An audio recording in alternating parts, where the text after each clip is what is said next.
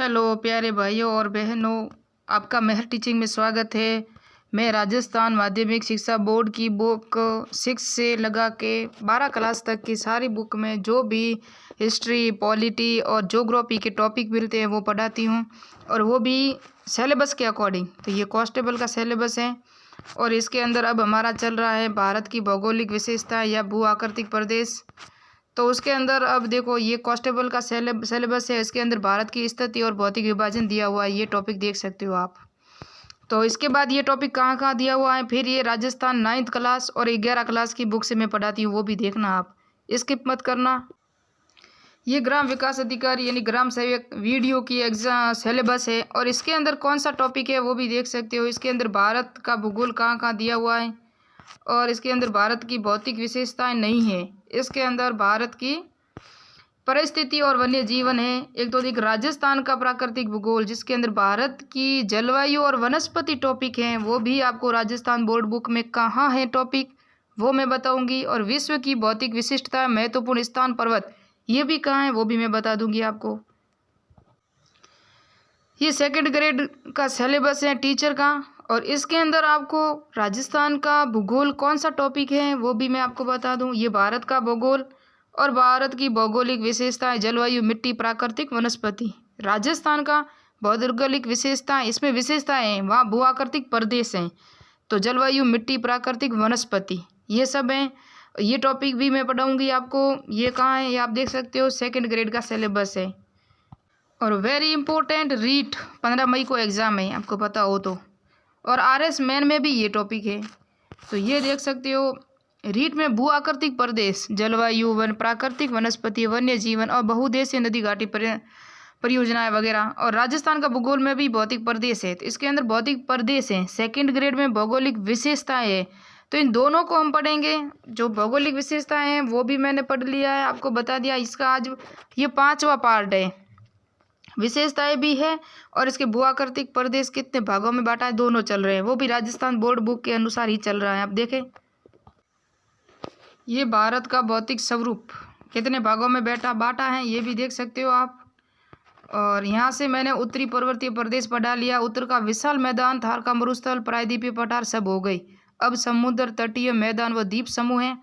तो इसको ना मैंने जितना भी पढ़ाया ना आपको इस बुक से ही पढ़ाया है, लेकिन ये दिया हुआ ना, ये हूबहू 11 क्लास की जो भूगोल है ना उसके अंदर भी दिया हुआ है। ये आप PDF देख लें, और बाकी जो मैं पढ़ा रही हूँ ना वहाँ से, तो वो वहाँ थोड़े से एक्स्ट्रा पॉइंट है, तो मैं चाहती हूँ ये पॉइंट तो वो वहाँ भी मिलेंगे आपको। राजस्थान का भौतिक प्रदेश तो हम नेक्स्ट में पढ़ेंगे, अब इसमें नहीं पढ़ेंगे। लेकिन ये जो मैं PDF भी दे रही हूँ इसकी 9th क्लास की, तो आपको 11 क्लास से पढ़ाऊँगी। क्योंकि वहाँ पे वेरी इंपॉर्टेंट टॉपिक दिए हुए हैं, और भारत की जलवायु और फिर आगे राजस्थान की जलवायु भी होगी, तो ये आपको भी बाद में मैं दे दूँगी। लेकिन 9th क्लास की PDF से भी पढ़ाऊँगी, और आपको 11 क्लास की जो भूगोल है ना वहाँ से भी पढ़ाऊँगी। तो मैं चाहती हूँ कि आपको यहाँ से तो देखना ही है, और वहाँ से भी देखना। ये ग्रीष्मकाल, मानसून, ये नहीं देखेंगे, मैंने आपको PDF तो दे दी है, आप देख लेना। अगर आपको 9th क्लास की कुछ पढ़ना हो तो आप यहाँ से पढ़ लेना, और पढ़ने के बाद इसको वापस आप 11 क्लास की बुक से भी देखना, तो आपको मिलेगा कि ये जलवायु है, परिस्थितियाँ हैं, ये राजस्थान की भी यही होगी और ये भारत की है, तो आपको वहाँ से भी वही टॉपिक मिलेंगे, और उसमें एक्स्ट्रा और पॉइंट मिलेंगे, तो वो देखना। अभी मैं आपको बता दूँ,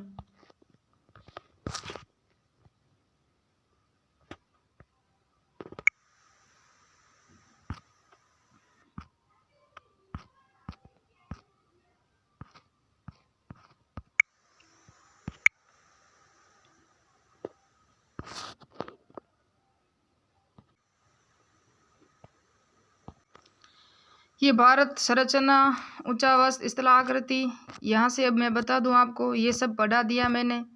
और अगर आपको डिटेल से चाहिएगा, ये देखो भारत का भूखंड कैसा था, ये कैसे मिलके कैसे इससे जुड़ा है, आप देख सकते हो। फिर ये जुड़ा है धीरे धीरे धीरे, कितने मिलियन वर्ष पहले था, और कैसे जुड़ा है धीरे धीरे। ये टुकड़ा था, और ये श्रीलंका से अलग होके जुड़ा है, देख लो आप।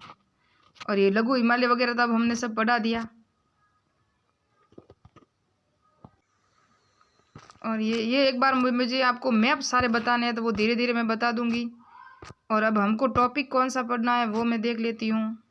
दक्षिण का पठार की उत्पत्ति, ये देखो, ये थार का मरुस्थल तो हमने देख दिया। दक्षिण का पठार भी हमने पढ़ा था, लेकिन ये जो पूर्वी और पश्चिमी दक्षिण के पठार का वर्गीकरण था ना, वो हमने नहीं पढ़ा था। तो मैं एक बार आपको बता दूं कि पश्चिमी घाट, दक्षिण के पठार का पश्चिमी किनारा पश्चिमी घाट के रूप में ऊंचा है, जिसे सह्याद्री कहा जाता है। ये वहाँ टॉपिक नहीं था। इसका अरब सागर की ओर ढाल तीव्र और पूर्व की ओर धीमा ढाल है, यानी कि अरब सागर की ओर ज़्यादा है पश्चिम का ढाल, और पूर्व की ओर धीमा कम ढाल है। तो ये पॉइंट 9th क्लास में दिया हुआ है, आप देखना।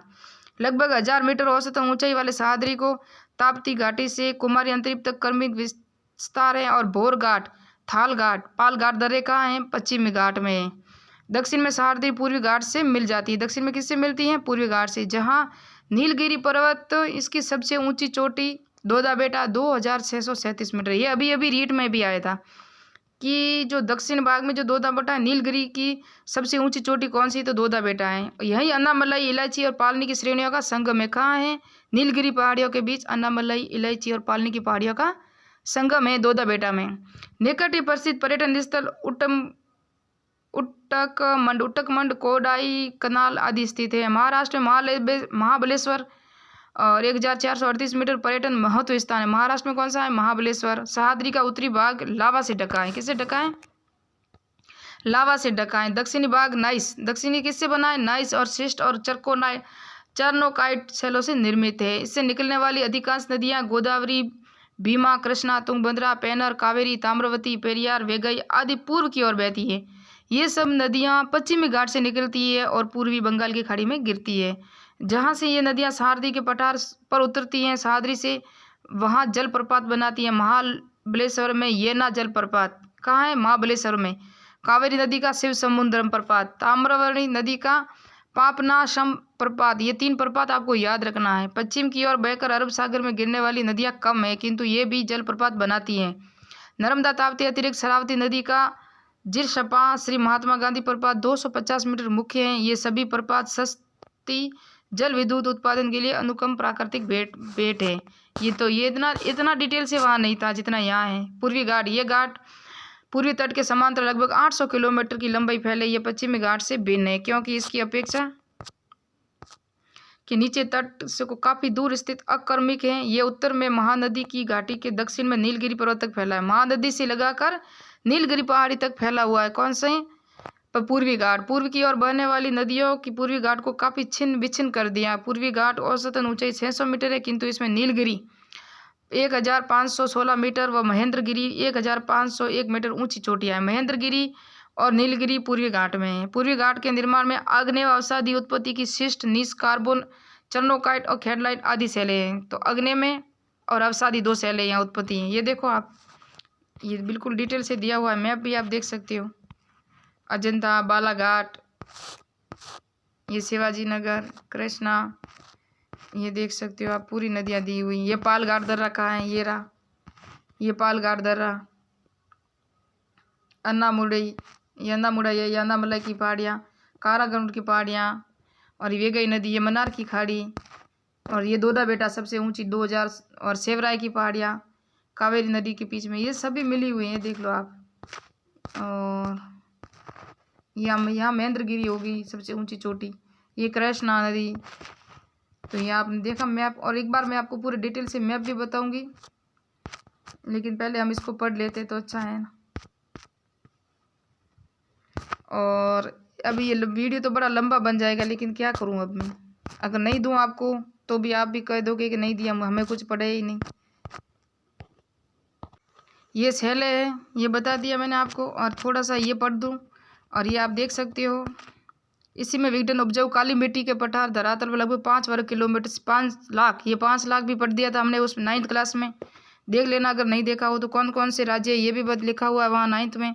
और लाल लेटेराइट मिट्टी भी मिलती है। कौन सी? लाल लेटेराइट मिट्टी। इस पठार की औसतन ऊंचाई 600 मीटर। यह पठार पूर्व की ओर झुका हुआ है। किसकी ओर? पूर्व की ओर झुका हुआ है, इसलिए इस पठार की अधिकांश नदियाँ पूर्व की ओर बहती हैं। और ये नदियाँ के छोटे छोटे पठारों विभक्त किया, छत्तीसगढ़ वगैरह पाई ये पठार है, छोटे छोटे तेलंगाना पठार वगैरह।